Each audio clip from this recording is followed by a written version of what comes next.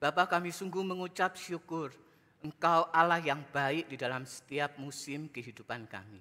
Sungguh kami mengucap syukur Tuhan, Engkau adalah Allah yang boleh terus menuntun, yang mempunyai rencana yang indah di dalam kehidupan kami. Ampuni setiap kami ya Bapa, kalau kami hanya mampu untuk memuji Tuhan. Di mulut bibir kami saja kami mengatakan rencanamu indah bagi kehidupan kami. Namun ketika kehidupan, penderitaan, Tuhan izinkan pergumulan di dalam hidup kami senantiasa, kami seringkali gagal, kami seringkali lalai ya Bapa untuk mengerti rencanamu di dalam kehidupan kami. Ampuni setiap kami ya Bapa, oleh karena itu ketika kami saat ini bersama-sama ingin disapa dengan kebenaran firman Tuhan, Tuhan mampukan setiap kami agar kami boleh terus merasa haus, boleh terus merasa lapar akan kebenaran firman itu yang boleh meneguhkan kami kembali di dalam menjalani kehidupan kami. Kami mau menyerahkan pemberitaan firman Tuhan pada pagi hari ini dengan segala keterbatasan hamba-Mu maupun setiap kami yang mendengarkan. Berfirmanlah Tuhan, karena kami siap untuk mendengar. Di dalam nama Tuhan Yesus Kristus kami berdoa dan mengucap syukur. Amin. Silakan duduk Bapak Ibu yang dikasihi Tuhan. Shalom. Iya, bersyukur kalau kita pada pagi hari ini kita sudah sampai kepada khotbah seri eksposisi, yaitu di dalam Lukas pasal 9 ayat 23 hingga ayat yang ke-27. Nah, tema kita pada pagi hari ini adalah harga mengikut Sang Mesias. Dari Lukas 9 ayat 23 hingga ayat ke-27, mari kita bersama membukanya dan kita akan membaca secara bertanggapan. Lukas pasal 9 ayat 23 hingga ayat yang ke-27. Saya ayat yang ganjil Bapak Ibu Saudara sekalian. Sementara Bapak Ibu Saudara akan membaca di ayat yang genap. Lukas 9 ayat 23 berbunyi demikian. Katanya kepada mereka semua, setiap orang yang mengikut aku, ia harus menyangkal dirinya, memikul salibnya setiap hari dan mengikut aku. Karena barang siapa mau menyelamatkan nyawanya, ia akan kehilangan nyawanya. Tetapi barang siapa kehilangan nyawanya karena aku, ia akan menyelamatkannya. Apa gunanya seorang memperoleh seluruh dunia, tetapi ia membinasakan atau merugikan dirinya sendiri? Sebab barang siapa malu karena aku dan karena perkataanku, anak manusia juga akan malu karena orang itu apabila ia datang dan dalam kemuliaan Bapa dan malaikat-malaikat kudus. Aku berkata kepadamu, sesungguhnya di antara orang yang hadir di sini ada yang tidak akan mati sebelum mereka melihat kerajaan Allah. Sampai sedemikian jauh pembacaan firman Tuhan, berbahagia kita yang membaca, kita yang merenungkan, apalagi kita yang diberikan kesanggupan untuk melakukan firman itu di dalam kehidupan kita hari lepas hari. Saudara, tentu saja gitu ya, di dalam masa-masa mendekati Lebaran ini di mal biasanya itu ada begitu banyak sale gitu ya, bahkan tidak hanya saat menjelang Lebaran, tetapi di saat menjelang Natal bahkan sepanjang tahun itu ada sale gitu ya. Kalau kita seringkali berjalan-jalan di mal. Nah, ada kebanyakan dari kita, kadang itu kita kan pernah gitu ya, paling enggak ke mall. Setelah ke mall, kita akan melihat ada begitu banyak dep store, ada begitu banyak hal-hal yang akan kita jumpai di sana dan kita akan masuk ke dalam salah satu dep store yang ada. Kemudian kita melihat pakaian misalkan, kita akan melihat segala sesuatunya gitu ya. Kemudian kita sampai kepada satu pakaian, kemudian di dalam pakaian itu kemudian kita lihat, kita wah rasanya dicocokkan dengan tubuh kita, wah rasanya matching banget gitu ya dengan tubuh kita. Kemudian kita rasanya juga ingin membeli gitu ya. Nah biasanya setelah ada keinginan untuk membeli itu, maka kita akan melihat kepada sesuatu yang berikut ini Bapak Ibu. Kita akan melihat pada label harga yang ada. Waduh, kalau yang di dalam tampilan ini harganya juga menggunakan US dollar gitu ya. Kita rasanya wah pas apa enggak kalau begitu? Kalau ini aku beli, kalau ini aku pakai, apakah cocok dengan harga yang harus aku bayarkan? Dengan sesuatu uang yang harus aku keluarkan, begitu ya. Nah, Bapak Ibu terkadang, termasuk saya di dalamnya, kadang, wah gak jadilah kalau begitu, kita taruh lagi, kita cari-cari yang lainnya. Bapak Ibu ketika kita ada di mall dan kemudian kita melihat label harga yang ada, itu kadang kita kan juga berpikir dan membuat saya ini juga ingin kembali tahu gitu ya. Keingintahuan saya adalah apa sih sebenarnya harga itu.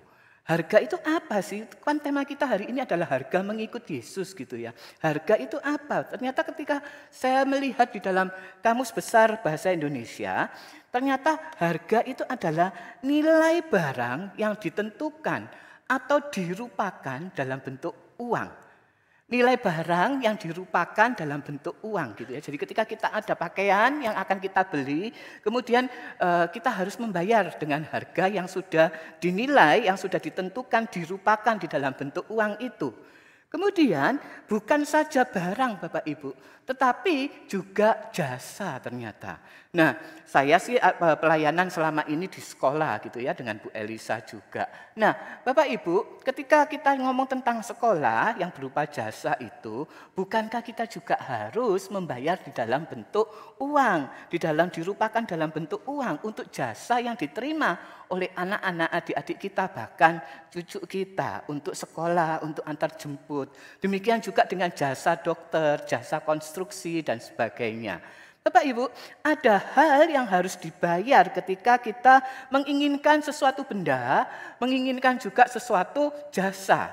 Bahkan dengan satu kata kiasan, itu juga kita akan membayarkan, kita harus perlu membayar harga, yaitu tentang kehormatan. Ketika kita menghargai seseorang, ada sesuatu yang kita berikan penghargaan, ada sesuatu untuk kita memberikan penghormatan itu yang kita perlu membayar harga.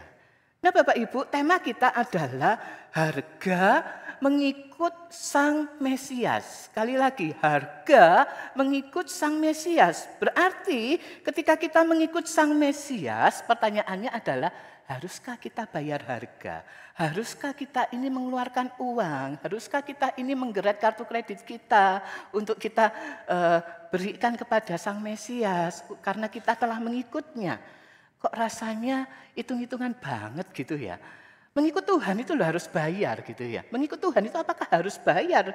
Harus bayar harga gitu ya. Nah, Bapak Ibu, kalau kita ngomong ternyata di dalam mengikut Tuhan, di dalam mengikut Sang Mesias itu kita harus membayar harga. Ternyata kalau kita memikirkan itu, bukankah rasa-rasanya kondisional banget ya kasih Tuhan kepada kita. Ketika kita mau mengasihi Tuhan, kita perlu bayar harga. Ketika kita mau mengikut Sang Mesias, kita perlu bayar harga itu. Rasa-rasanya kok kasih Tuhan itu terkondisikan gitu ya dengan kita harus membayar harga itu. Bukankah kita ini selama ini mengenal, kita boleh mengerti bahwa kasih Tuhan itu kan tidak tergantung kepada kondisi, tidak tergantung kepada situasi. Bukankah kita seringkali mendengarkan apa itu yang dinamakan istilahnya unconditional love. Kondisi kasih Tuhan yang tidak terkondisikan, yang tidak menuntut apa-apa di dalam kita mengikut Dia. Terus mengapa kok tema kita tema kita pada pagi ini harus mengatakan harga mengikut Sang Mesias? Apakah kita ini salah? Kemudian apakah kita selama ini mengenal ajaran-ajaran yang salah Bapak Ibu? Tidak saudara. Kalau begitu yang dimaksud kita harus membayar harga ketika mengikut Sang Mesias, apalah artinya? Kalau yang kita maksud itu dengan harga mengikut Sang Mesias, apalah artinya dengan mengatakan bahwa kasih Tuhan itu adalah yang tidak terbatas? Nah, Bapak Ibu, yang dimaksud dengan membayar harga itu ternyata adalah 3 ajakan Kristus, 3 ajakan Yesus kepada kita. yaitu yang dinyatakan kepada kita semua, yaitu menyangkal diri, memikul salib setiap hari, dan mengikut Dia. Itu adalah ajakan Yesus untuk kita membayar harga ketika kita mengikut Yesus. Yaitu menyangkal diri, memikul salib setiap hari, mengikut Dia. Jadi sebelum kita lanjut untuk mengatakan bahwa ajakan Yesus ini, harga mengikut Yesus ini, mari kita samakan terlebih dahulu persepsi kita, gitu ya Bapak Ibu, bahwa ajakan Yesus ini bukan sebagai beban, bukan sebagai sesuatu yang membebani kita, yang seringkali kita katakan. Bahkan Matius itu memberikan prinsip yang begitu jelas bagi kita, bahwa kuk yang kupasang itu enak dan bebanku pun ringan. Bahkan Matius ini memberikan prinsip yang selalu gitu ya, mengingatkan kepada kita sangat jelas sekali bahwa kuk yang dipasang oleh Yesus Kristus itu enak dan bebannya ringan. Kekristenan yang digambarkan sebagai ajaran yang berat dan sebagainya itu adalah bukan ajaran Kristen. Tetapi kita tentu saja juga tidak mengatakan bahwa di dalam kekristenan tidak ada kesulitan, nggak ada penderitaan. Kita semua juga nggak bisa gitu ya mengatakan bahwa wah kalau begitu kita ini bebas dari kesulitan. Kemudian kita ini bebas dari penderitaan Bapak Ibu. Ternyata enggak. Mari kita menyamakan persepsi bahwa harga untuk mengikut Mesias itu adalah ajakan Tuhan Yesus itu bukan sebagai beban yang berat. Yang berat itu apa sih kalau begitu? Yang berat itu adalah ketika kita memikul kuk dosa. Beban yang berat itu adalah beban dosa. Beban salib yang dibebankan kepada kita itu sangatlah ringan. Bukanlah salib yang berat. Kalau kita merasa lebih berat mengikut Tuhan daripada hidup di dalam dosa kita, maka pengertian kita tentang kekristenan itu salah total.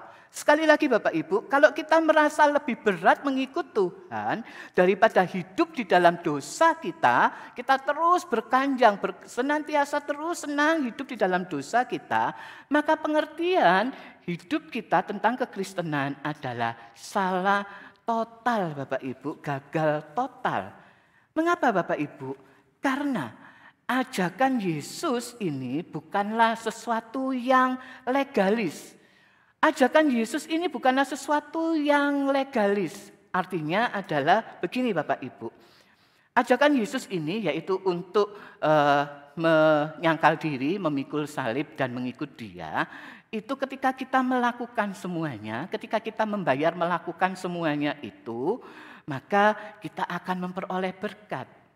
Ketika kita melakukan, maka kita akan memperoleh berkat. Ketika kita tidak melakukan, kita nggak akan mendapatkan berkat. Nah, kalau kayak begitu, itu adalah namanya transaksional Bapak Ibu. Kondisional sekali kasih Kristus itu. Ketika kita melakukan, kita dapat berkat. Ketika kita tidak melakukan, ya kita tidak mendapatkan berkat, bahkan mendapatkan kutuk. Itu sangat-sangat benar-benar adalah transaksional. Dikondisikan. Ya toh kamu sudah bayar toh, kalau begitu baiklah. Ya kamu tak berkati.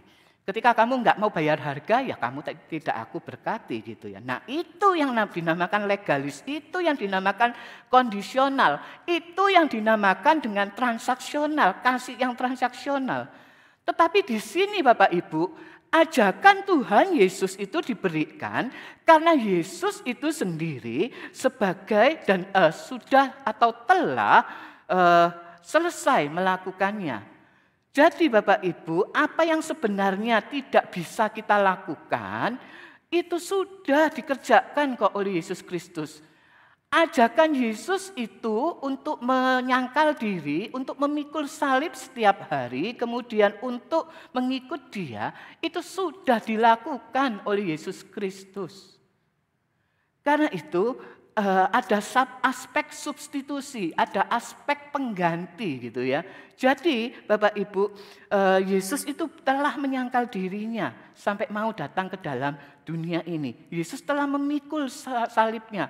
Bahkan Yesus telah setia untuk taat kepada Bapanya, untuk tetap mengikuti apa yang Bapa mau sampai mati di atas kayu salib. Dan bukankah itu sudah kita rayakan bersama, itu sudah kita peringati bersama di dalam Jumat Agung hingga sampai kepada kebangkitannya minggu yang lalu.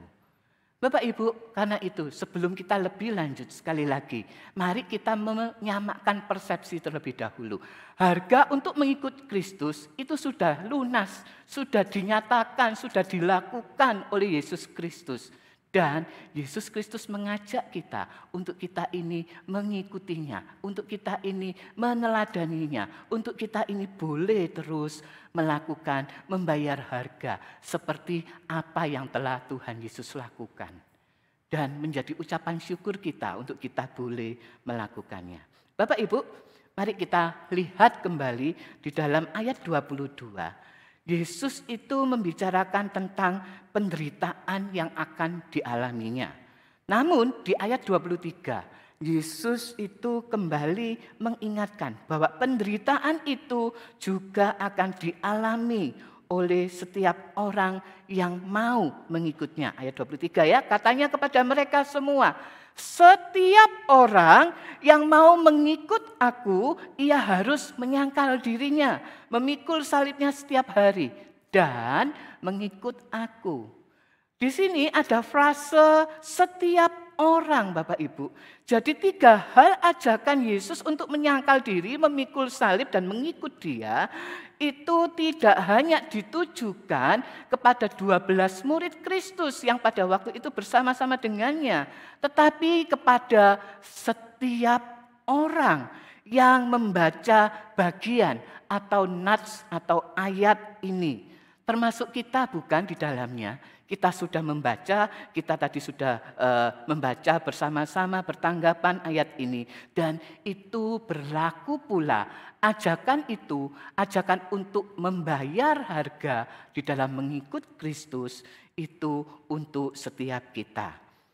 Ini adalah kebenaran yang dinyatakan Yesus Kristus secara terbuka. Secara terbuka Bapak Ibu, bukan saja pada waktu itu tetapi juga bagi kita orang-orang percaya pada zaman ini. Untuk kita boleh melakukannya, untuk kita boleh terus membayar harga.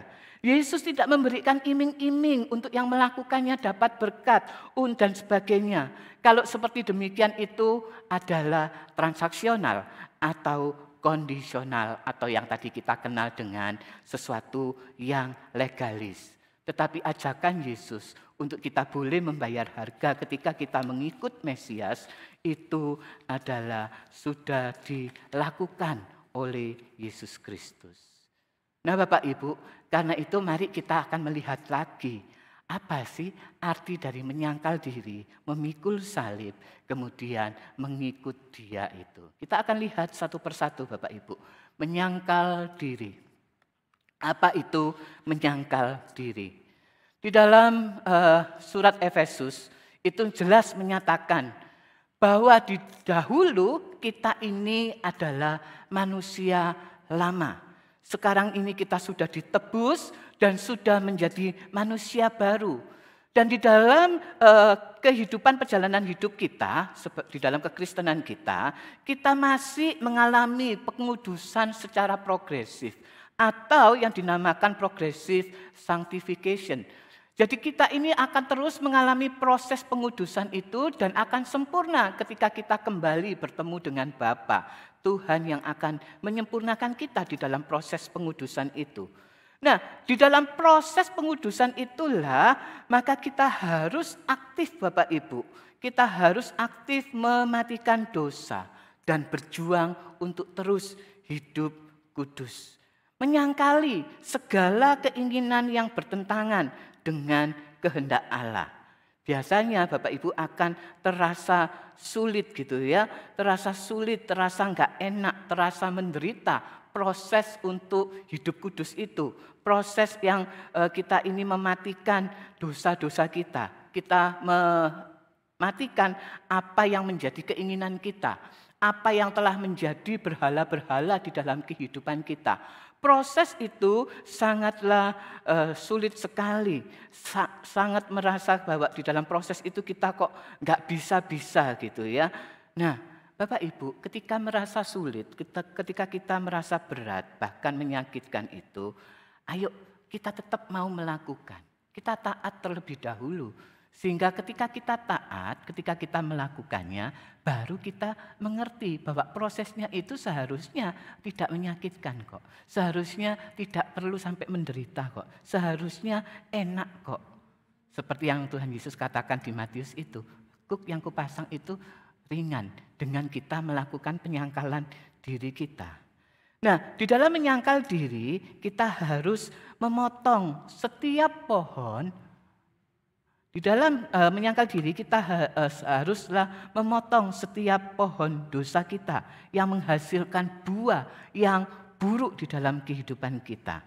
Setiap bagian dari kehidupan kita yang buruk, apa yang tidak mencerminkan Kristus, itu haruslah kita buang. Ketika kita menjauh dari dosa, tidak cukup hanya menjauh dari dosa begitu saja Bapak Ibu. Tetapi kita harus mendekat ke Tuhan. Ini adalah suatu paket gitu ya. Karena ketika kita mengatakan aku jauh kok dari dosa, tapi kita enggak rentan banget gitu ya. Untuk kita tidak untuk kembali melakukannya. Ketika kita menjauhi dosa, kemudian kita tidak rentan, kita tidak bisa untuk memiliki imun gitu ya. Wah, aku bisa kok untuk mengatasi ini. Kalau kita tidak mendekat kepada Tuhan. Jadi menjauh dari dosa, kemudian mendekat kepada Tuhan. Contohnya begini Bapak Ibu. Ada orang itu yang berhasil di dalam berhenti untuk merokok gitu ya. Ada orang itu yang berhasil berhenti merokok, tetapi kemudian untuk kesetresannya karena setiap kali tidak merokok gitu ya, ganti makan permen gitu ya, ganti lagi makan permen. Akhirnya merokoknya berhenti tapi kena diabetes Bapak Ibu. Atau ada juga yang begini karena diet gitu ya, dietnya berhasil, kemudian kena sakit lambung karena dietnya enggak benar gitu ya. Nah Bapak Ibu, di dalam kehidupan kita ketika kita menyangkal diri, ayo menjauhi dosa itu, apa yang menjadi berhala kita jauhi. Jangan kemudian kita malah lebih mendekat kepada Dia, tetapi kita mendekatnya kepada Tuhan. Bagaimanakah kehidupan Bapak Ibu sekalian, kehidupan saya, kita mengintrospeksi diri di hadapan Tuhan. Bagaimanakah kehidupan saat teduh kita, bagaimanakah kehidupan kerohanian kita, bagaimanakah kehidupan pelayanan kita, di dalam keluarga kita, di masyarakat, bahkan di dalam tugas pekerjaan kita. Bapak Ibu, itulah arti menyangkal diri. Kemudian mari kita bersama melihat tentang memikul salib setiap hari. Memikul salib setiap hari Bapak Ibu. Di sana dikatakan setiap hari atau daily gitu ya. Untuk penekanan dari Injil Lukas. Kan kita lagi mengeksposisi Injil Lukas ini Bapak Ibu. Nah, di sana dikatakan setiap hari atau daily ini, mari supaya lebih jelas saya akan membandingkan doa Bapak kami ini versi Matius dan versi yang Lukas. Kalau di dalam Matius Bapak Ibu, itu kan kita mengatakan berikan makanan kami pada hari ini, makanan kami yang secukupnya. Di sana dikatakan pada hari ini, berikan kami pada hari ini gitu ya, makanan kami yang secukupnya. Berarti ya today gitu ya, hari ini gitu ya, present gitu ya. Hari ini Tuhan berikan kami makanan yang secukupnya. Tetapi kalau kita lihat di dalam Injil Lukas yang memang penekanannya adalah selalu berulang, repetisi, maka kalau kita lihat doa Bapa kami di dalam Lukas itu begini, berikan makanan kami setiap hari. Bukan makanan kami pada hari ini gitu ya, tetapi setiap hari. Berikan kami pada hari ini makanan kami setiap hari, daily atau day by day, setiap hari. Nah Bapak Ibu, Lukas itu selalu menekankan pengulangan. Di dalam Injil Lukas itu selalu menekankan repetisi, diulang terus di dalam kehidupan spiritualitas kita, di dalam kehidupan kerohanian kita. Perlu pengulangan, Bahkan kalau kita ngomong di dalam Ulangan, itu kan juga begitu, ajarkan berulang-ulang, ajarkan terus berulang-ulang gitu ya. Untuk perintah dari Tuhan, perintah Taurat itu gitu ya. Waktu kamu duduk, waktu kamu berbaring, waktu kamu berjalan dan sebagainya. Nah, Bapak Ibu, pengulangan di sini itu penting, perlu sekali di dalam kehidupan kerohanian kita. Tapi permasalahannya adalah pengulangan itu apakah hanya sekedar pengulangan? Pengulangan itu apakah sekedar hanya rutinitas belaka? Jangan-jangan ketika kita ini ngomong memikul salib ya hanya sebagai rutinitas kita belaka, Bapak Ibu. Kita mengulangnya tanpa ada progresif, tanpa ada peningkatan, tanpa ada pengembangan. Kita ngomong bahwa wah habis sudah kita selesai merayakan Paskah gitu ya minggu yang lalu. Kemudian waduh dalam waktu dekat ini merayakan untuk kenaikan Yesus Kristus, kemudian disusul dengan merayakan Pentakosta. Setelah itu apa? Oh bulan misi. Oh setelah itu September ulang tahun gereja. Oktober, oh kalau begitu hari reformasi. November ya mendekati Natal lah. Sudah ketemu Natal lagi gitu ya. Terus cuma berputar terhadap rutinitas program gereja. Jangan-jangan kita ketika ngomong memikul salib, itu hanya begini Bapak Ibu, oh ya esok pagi aku mengantar anakku, ya sebelumnya aku saat teduh dulu lah mengantar anak, kemudian kerja, kemudian pulang, ya kalau ada kegiatan di gereja ya aku ikut, aku kemudian melakukan, bukan itu Bapak Ibu. Kalau hanya itu saja, maka itu bukan namanya pengulangan yang progresif, tetapi pengulangan secara ini hanya rutinitas belaka. Harus ada progresnya Bapak Ibu, harus ada perkembangannya. Mari kita terus menuntut kehidupan spiritualitas kita, pengenalan kita akan Tuhan, pengenalan kita akan firman Tuhan, pelayanan kita. Mari kita terus tingkatkan, kita terus memiliki hati yang untuk mau melayani, hati yang terus mau ingin dekat dengan Tuhan. Itulah yang dikatakan memikul salib setiap hari. Berhenti sampai di sana? Enggak cukup Bapak Ibu. Memikul salib paling tidak hari ini kita akan bahas memikul salib itu ada 4 hal gitu ya. Kita pelan-pelan untuk melihatnya. Memikul salib setiap hari itu adalah dengan rela, bukan terpaksa. Sekali lagi, memikul salib setiap hari itu haruslah dengan rela, bukan terpaksa. Mengapa Bapak Ibu? Begini, kita itu seringkali di dalam bahasa kehidupan sehari-hari, kita kan seringkali mengatakan, wah aku itu punya salib loh, salibku itu loh, gak tahu ya kamu. Aku itu punya sakit darah tinggi. Aku loh punya sakit diabetes. Aku bahkan punya vertigo gitu ya. Kadang itu waduh itu yang salibku. Kalau aku bekerja terlalu berat gitu ya. Kalau aku bekerja terlalu membutuhkan tenaga gitu ya. Waduh itu benar-benar salibku. Aku nggak bisa untuk melakukannya. Atau yang anak-anak kita, cucu-cucu kita. Waduh, Pa, Ma, Grandma, aku loh punya salib. Nilaiku ini loh, aku sudah belajar terus setiap hari. Aku sudah les, mama leskan, tetap aja nilaiku kok tetap jelek gitu ya. Ya itulah salibku. Atau kita yang sudah pelayanan, yang sudah ada progres gitu ya. Tadi saya sudah mengatakan progres, kita sudah pelayanan. Mungkin kita pelayanan jadi singer, WL, atau pemain musik, usher, kemudian tim DCT gitu ya. Nah, ketika kita pelayanan, seringkali kita mengatakan, waduh, aku punya salib. Karena apa? Waktu latihan aku sering terlambat. Dan orang-orang itu seringkali mengatakan, aku kok seringkali terlambat sih. Lebih baik kamu gak usah pelayanan. Lebih baik kamu gak usah kayak begini, kayak begitu. Dan aku rasanya itu salibku. Atau pendapatku seringkali gak diterima. Wah, lagu ini aja kalau begitu lebih enak. Gitu. Gak cocok. Aku enggak mau, itu salibku. Bapak Ibu ada juga yang mengatakan, waduh aku ini salibku adalah usaha pekerjaan. Januari itu COVID sudah mulai enggak apa-apa gitu ya. Tapi kok Sampai sekarang ini sudah 4 bulan loh. Salibku itu, aku mati-matian bekerja. Aku punya inovasi, kreatif gitu ya, ekonomi kreatif kan sekarang ini gitu ya. Aku sudah berusaha dan sebagainya.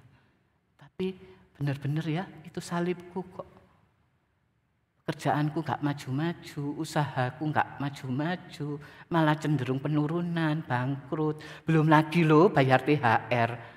Aduh, tiap tahun itu salibku itu, bayar THR gitu ya. Kemarin di sidak ada yang belum membayar THR gitu ya, sudah langsung dikasih peringatan. Bapak Ibu, gampang sekali ya kita ngomong, wah itu salibku loh, kamu harus tahu itu salibku. Jangan-jangan kita itu seringkali mengatakan, waduh kena iris sedikit ketika kita masak, yang ibu-ibu yang pandai memasak, saya tahu di sini ada banyak juga yang pandai memasak gitu ya. Kemudian keiris saja ngomong, ya ini salib ini aku harus memasakkan suami, harus memasakkan anak-anak, ini salibku ini. Jangan-jangan ketika kita kena panu kemudian ngomong, wah itu salibku. Enggak ya Bapak Ibu, enggak. Itu bukan salib kita. Kalau kita ngomong bahwa itu adalah salib, waduh murahan sekali, gampang sekali kita ngomong tentang itu salib. Bahkan Bapak Ibu, kalau kita ngomong tentang COVID, siapa di sini yang mau ngomong bahwa aku ya harus cenderung lah pada waktu COVID yang tinggi-tingginya itu kemudian melepas masker, kemudian aku mau kalau begitu terlibat, aku mau untuk supaya aku terserang COVID. Ada yang begitu? Enggak kan? Kita takut, kita patuh, kita nurut untuk mengatakan enggak supaya aku tidak terkena COVID, termasuk saya Bapak Ibu. Kalau saya boleh cerita COVID, kalau saya boleh share tentang COVID, saya termasuk yang tidak kena sampai bulan Januari gitu ya, sekitar bulan Januari itu saya enggak kena COVID. Tapi ketika COVID bulan Februari, itu tentang Omikron yang meningkat, akhirnya saya dengan terpaksa dalam tanda kutip menerima sakit COVID itu. Dan bersyukur pada Tuhan kalau saya hanya diberikan icipan sedikit gitu ya untuk terkena COVID itu karena saya cuma seminggu.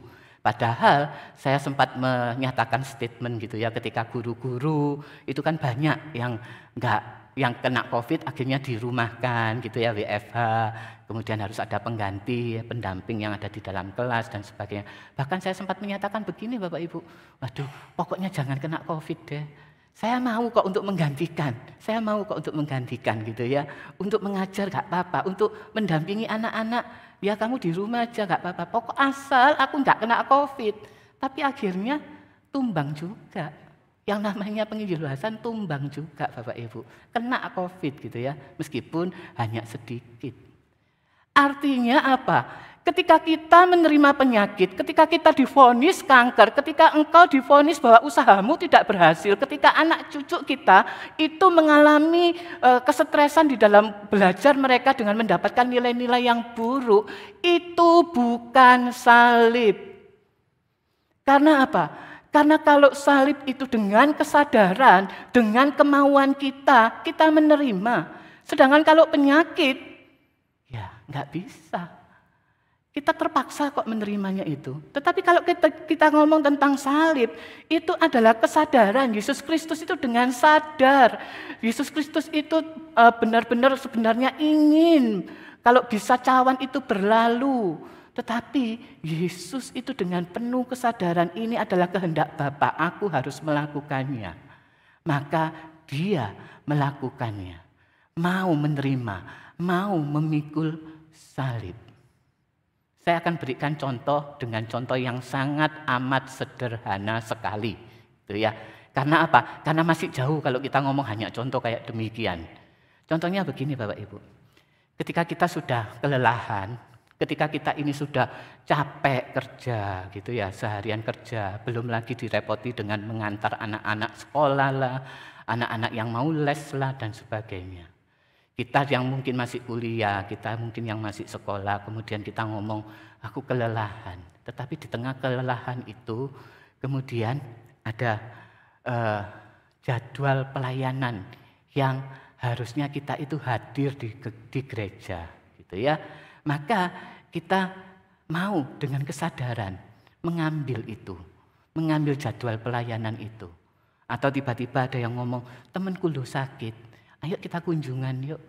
Nah, kemudian kita melakukan perkunjungan atau ada jadwal pelayanan, latihan untuk singer lah, latihan pemusik lah, atau untuk persiapan guru sekolah minggu, ada latihan paduan suara. Kita mau dengan kesadaran penuh mau untuk menerima salib itu. Kemudian kita melakukannya. Dan kita kemudian menjadi berkat bukan bagi orang lain. Karena itu salib kita dengan rela, dengan benar-benar kita mau untuk menerimanya. Kemudian yang kita lakukan itu menjadi berkat bukan.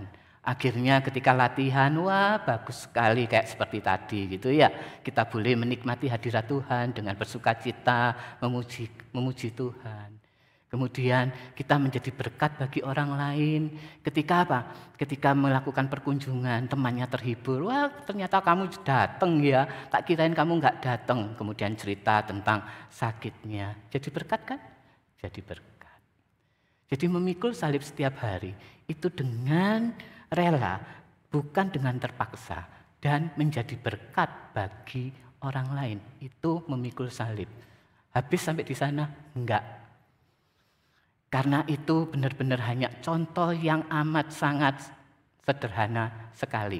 Kalau dibandingkan dengan rumah itu rumah RSSS itu ya, yang sangat sederhana sekali, kemudian selonjor pun nggak bisa itu ya. Nah Bapak Ibu, kemudian mari kita lihat. Memikul salib setiap hari itu juga harus mengasihi Tuhan dan sesama. Bukan saja memberkati sesama, tetapi harus juga melandaskannya itu dengan mengasihi Tuhan dan mengasihi sesama. Nah, pertanyaannya bagi kita adalah, lebih enak mana sih kita ini dicintai atau mencintai Bapak Ibu? Ayo, lebih enak mana? Ada begitu banyak orang yang mengatakan lebih enak itu ya dicintai gitu ya. Kalau dicintai itu kan waduh so sweet gitu ya. Ada orang yang mencintai diriku gitu ya. Anak ketika mengasihi kita, menyayangi kita, waduh senang sekali. Cucu kita tiba-tiba bisa ngomong, bisa menyatakan kasihnya kepada kita. Waduh saya sangat senang sekali bukan? Atau waktu kita mengingat masa-masa berpacaran dulu gitu ya. Kita mencintai, ya, atau kita dicintai oleh pasangan kita, waduh sangat senang sekali gitu ya. Tetapi Bapak Ibu, ketika kita mencintai, mengasihi sesama kita, itu sangat-sangat sulit bukan? Sangat-sangat menderita sekali bukan? Kadang itu tersinggung kita, kadang itu bisa sakit hati karena disalah tanggapi oleh orang yang kita kasihi. Kadang itu kita bisa menjadi tersinggung. Karena itu memikul salib setiap hari itu juga perlu adanya relasi. Kalau kita punya relasi, maka kita tidak akan menjadi tersinggung. Kita tidak akan menjadi rasanya wah kita ini menjadi sakit hati gitu ya.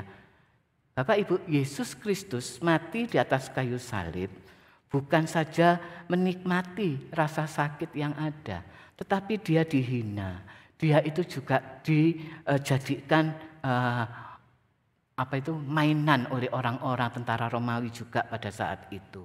Dia juga mengalami apa yang dinamakan ditolak gitu ya. Dia mengalami juga rasa tersinggung gitu ya ketika ditolak. Karena kan Yesus juga 100% juga manusia biasa pada saat itu. Bapak Ibu, memikul salib itu begini, harus ada relasinya. Jadi dengan pasti kita menerima apa yang menjadi salib itu, kita mau mengerjakan itu, kemudian kita menjadi berkat bagi orang lain, sudah kelihatan hasilnya memberkati orang lain. Pertanyaannya, apakah relasi kita itu sudah baik ketika kita menjadi berkat bagi orang lain? Permasalahannya adalah ada unsur yang di satu sisi yang terabaikan. Ya, ada contoh begini Bapak Ibu. Ada seorang hamba Tuhan, anaknya ini ngomong kepada jemaat gitu ya. Ngomongnya begini Bapak Ibu. Kalau anak saya itu, kalau jemaat itu ada yang batuk cuma sekali, gitu ya. Langsung sebagai hamba Tuhan Bapak Ibu, langsung pendeta itu akan langsung segera datang gitu ya pada jemaatnya untuk memberikan perhatiannya. Itu kan yang contoh, dengan jelas sudah payah pendeta ini gitu ya. Kemudian waduh kok jemaat ada yang sakit gitu ya. Lakukan kan perkunjungan, menjadi berkat kan bagi jemaat itu. Terus anaknya ngomong, tapi kalau jemaat itu sakit batuk sekali langsung papa datang, gitu ya, mama datang.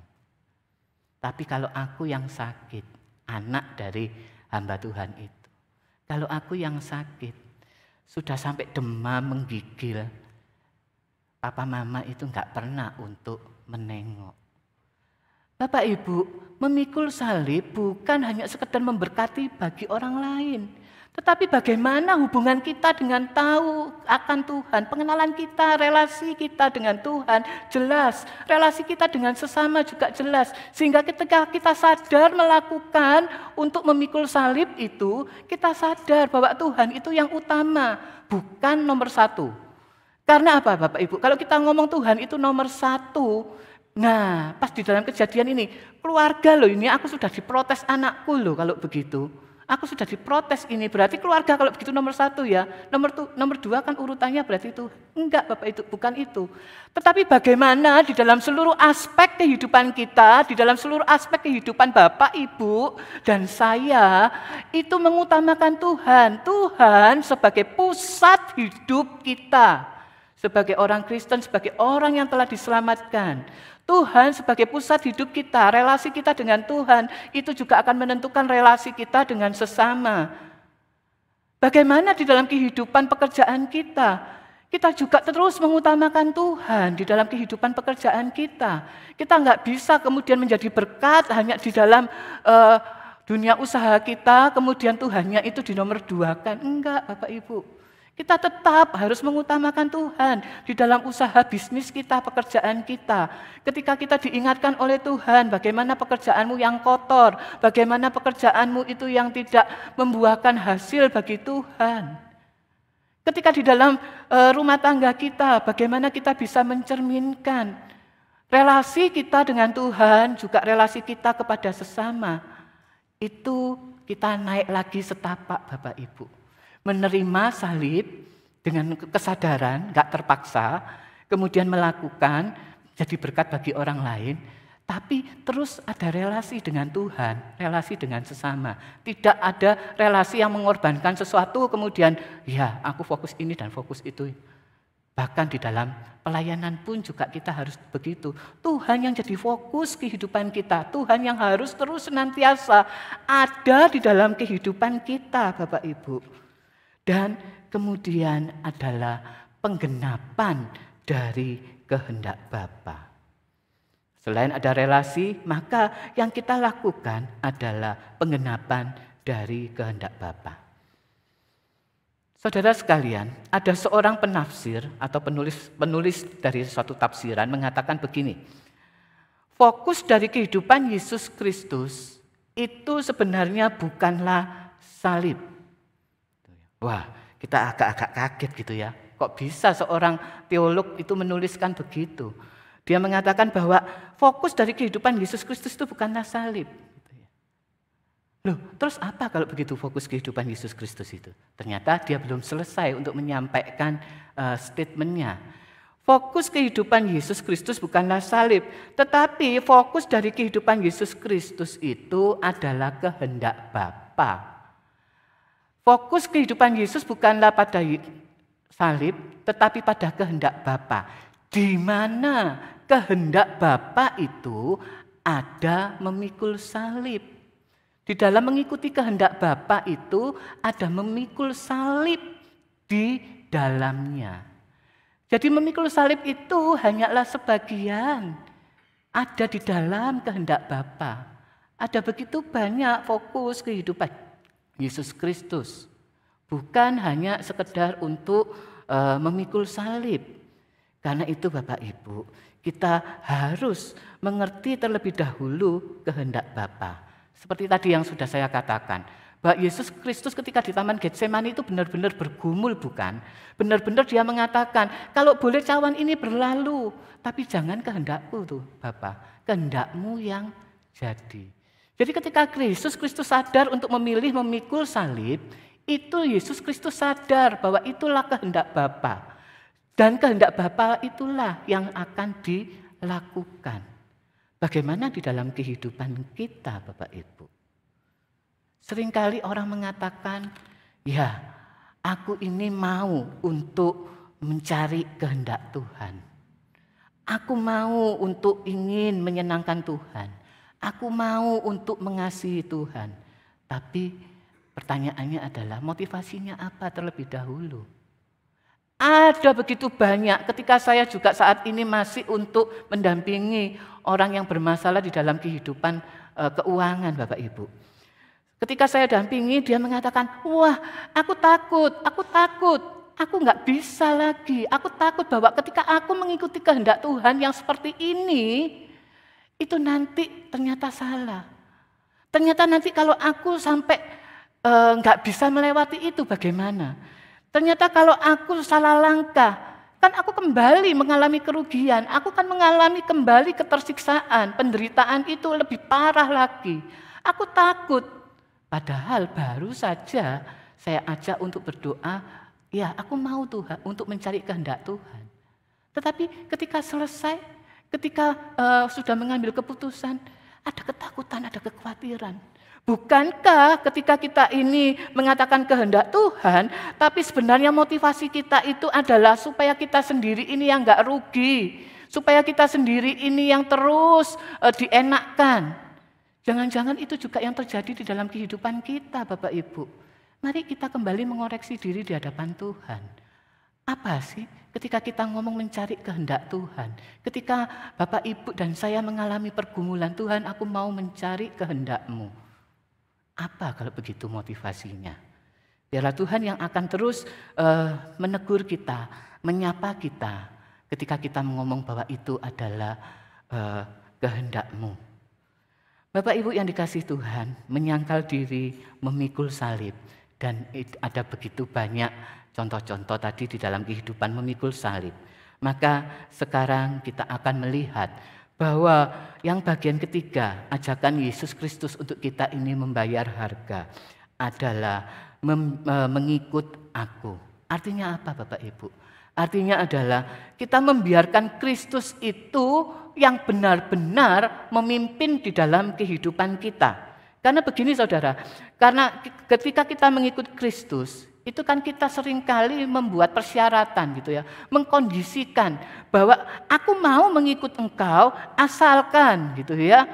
Aku mau pergi ke gereja, aku mau melayani Tuhan, aku mau terus dekat dengan Tuhan asalkan. Nah, kita akhirnya menyodorkan gitu ya. Asalkan kalau pendetanya itu begini. Asalkan lagu-lagunya loh gak kayak begini, harus begini. Suasana ibadahnya harus kayak begini. Jadi semuanya itu ditentukan oleh kita. Ketika kita ngomong mengikut Tuhan, kita juga terus menyodorkan hal-hal yang sesuai apa yang menjadi keinginan kita. Bapak Ibu, mengikut Tuhan itu berarti adalah kita senantiasa membiarkan Kristus itu benar-benar memimpin di dalam kehidupan kita. Membiarkan Kristus itu benar-benar memimpin kehidupan kita. Orang mengikut Kristus itu harus mengerti atau membayangkan Mesias, membayangkan Kristus itu dengan benar. Membayangkan Mesias Kristus itu seperti apa, bayangan kita, pengenalan kita itu harus benar terlebih dahulu. Sehingga kita bisa membiarkan Kristus itu benar-benar memimpin kehidupan kita. Jangan-jangan kita ini seperti Petrus gitu ya. Karena di perikop sebelumnya itu ketika penderitaan ini disampaikan, ketika Petrus itu juga mengakui Yesus Kristus itu sebagai Mesias anak Allah yang hidup, itu kan juga sudah kita pernah gali, kita pernah eksposisi bersama gitu ya. Bayangan Petrus ketika disampaikan penderitaan pada bagian yang lain, itu kan membayangkan Mesias itu bukan Mesias yang kayak begitu. Ketika Yesus menyampaikan kepada Petrus bahwa anak manusia itu akan menderita, Petrus langsung bereaksi gitu ya. Enggak bisa, enggak boleh itu terjadi. Enggak bisa kalau itu terjadi, aku enggak mau kalau itu terjadi. Saudara, Petrus itu yang bersama-sama dengan Yesus kelihatan secara fisik dengan Yesus Kristus. Bisa bayangannya keliru. Bagaimana dengan kehidupan kita? Seringkali bukankah kita ini sering membayangkan Kristus itu ya Kristus yang pokoknya selalu menolong aku, selalu begini, selalu begitu. Dan mengikuti kemauanku, mengikuti apa yang aku mau, bukan apa yang Tuhan mau. Apakah itu yang dinamakan bahwa aku mau mengikut Yesus, kemudian Yesus yang benar-benar menjadi pemimpin di dalam kehidupanku? Kembali lagi, ayo kita mengutamakan Yesus di dalam kehidupan kita. Kalau Tuhan izinkan pergumulan, kalau Tuhan izinkan penderitaan itu terjadi, itu ya karena memang kita manusia berdosa. Kondisi yang tidak ideal lagi. Tetapi bagaimana kita terus mengutamakan Tuhan? Kita membayar harga untuk mengikut Tuhan di dalam kehidupan kita. Nah Bapak Ibu, itu adalah 3 poin untuk harga mengikut Yesus.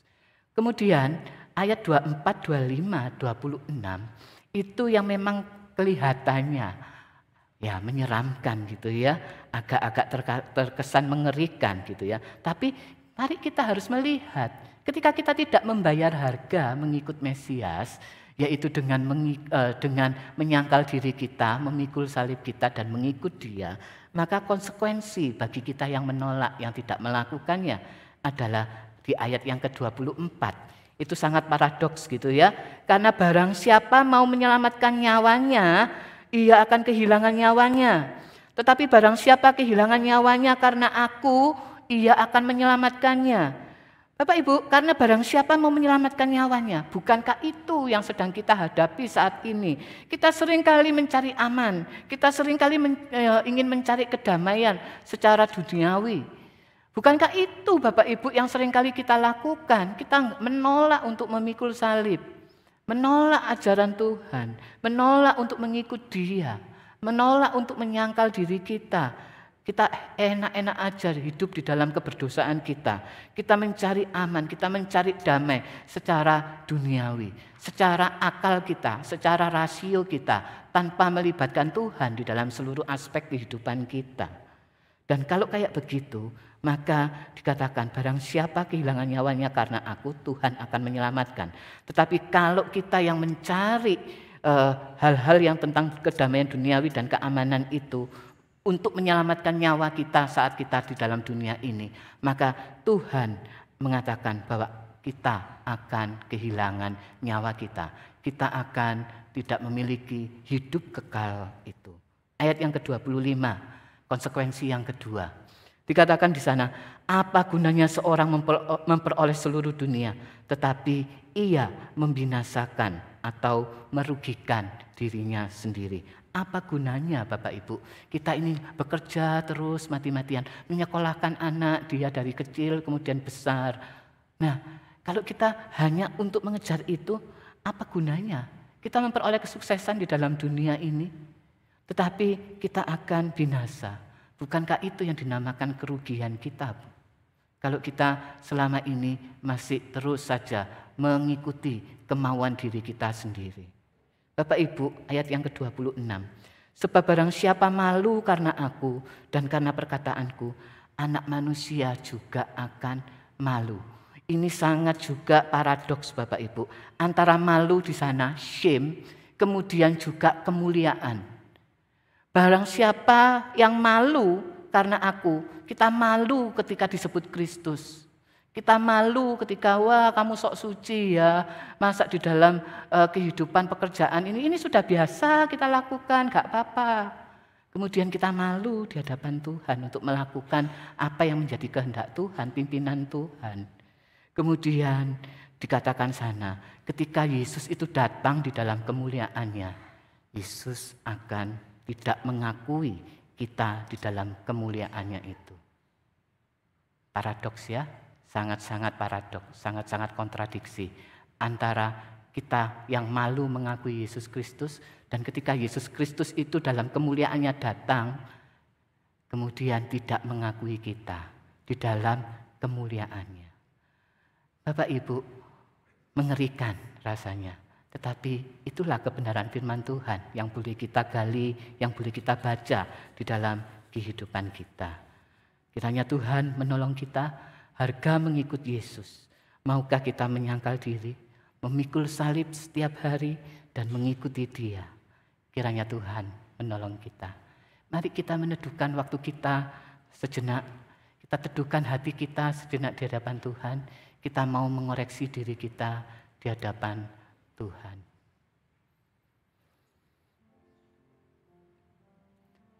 Saudara, mari bersama-sama kita meneduhkan hati kita. Kalau firman Tuhan pada pagi hari ini mengingatkan kepada kita semua bahwa kita telah diselamatkan, kita boleh menjadi manusia yang baru. Namun kita masih harus terus di dalam progres untuk hidup kudus itu. Sadarkah kita ketika Tuhan pada pagi hari ini menyapa di dalam kebenaran firman Tuhan, untuk kita boleh mengikut Dia, menyangkali diri kehidupan yang selama ini kita mungkin memiliki kehidupan yang keliru di hadapan Tuhan, ataupun cara pandang kita tentang memikul salib, cara pandang yang salah. Ataupun ketika kita mengikut Tuhan, mengatakan, aku mau Tuhan Kau menjadi pemimpin di dalam kehidupanku, di dalam kehidupan perusahaanku, di dalam kehidupan keluargaku. Tetapi kita memiliki motivasi yang keliru di dalam mengikut Tuhan. Saudara, mari kita memohon ampun kepada Tuhan dan memohon pertolongan Roh Kudus untuk kita boleh fokus kepada Tuhan, untuk kita boleh mengutamakan Tuhan di dalam kehidupan kita. Hingga proses pengudusan itu dan kita disempurnakan Tuhan ketika kita kelak bertemu dengan Tuhan. Mari kita mengambil waktu teduh sejenak di hadapan Tuhan. Kita berdoa secara pribadi masing-masing di hadapan Tuhan.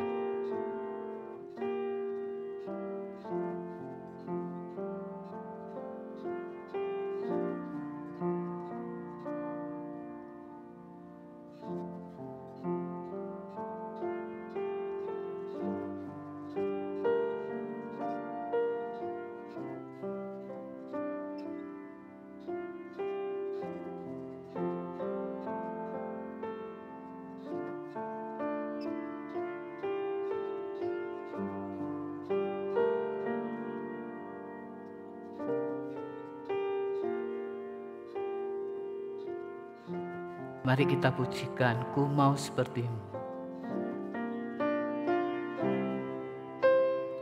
Ku mau seperti-Mu, Yesus, disempurnakan selalu dalam segenap jalanku, memuliakan nama-Mu. Tuhan, ini kami anak-anak-Mu. Kami sungguh mengucap syukur Engkau Bapa yang baik, yang boleh senantiasa memelihara kehidupan kami, bahkan lewat penebusan, karya penebusan Yesus Kristus, kami boleh diselamatkan, kami menjadi manusia baru. Dan kami Tuhan di dalam kehidupan kami harus terus memiliki progres kekudusan yang progresif, yang terus meningkat, yang terus akhirnya ketika kami bertemu dengan Engkau, kami boleh disempurnakan kehidupan kami. Kami sungguh mengucap syukur Tuhan. Oleh karena itu, tolong kami, bantu kami, Roh Kudus-Mu yang akan menolong kami, untuk kami boleh terus senantiasa mengutamakan Engkau di dalam seluruh aspek kehidupan kami. Engkau yang menjadi pusat Tuhan di dalam seluruh kehidupan kami, di dalam kehidupan keluarga kami, pergumulan kami, di dalam kehidupan usaha pekerjaan kami yang tidak menentu, di dalam kehidupan anak-anak, keluarga, pasangan, bahkan cucu-cucu kami. Engkau yang menjadi pusat kehidupan kami. Engkau yang terus boleh memimpin kehidupan kami. Engkau yang akan memimpin kami ya Tuhan. Kami mau menyerahkan Tuhan untuk pergumulan setiap kami. Tuhan yang tahu pergumulan dari jemaat di satelit ini. Tuhan yang mengerti. Tuhan yang maha tahu. Kami menyerahkan mereka terus ke dalam tangan-Mu. Engkau yang terus menopang kehidupan mereka. Sehingga mereka boleh terus mau mengikut Engkau. Mau menyangkal diri, memikul salib setiap hari. Dan senantiasa mengikut Engkau sampai pada kesudahannya. Kami menyerahkan Tuhan untuk jemaat satelit ini ke dalam tangan-Mu. Di dalam nama Tuhan Yesus Kristus kami berdoa dan bersyukur.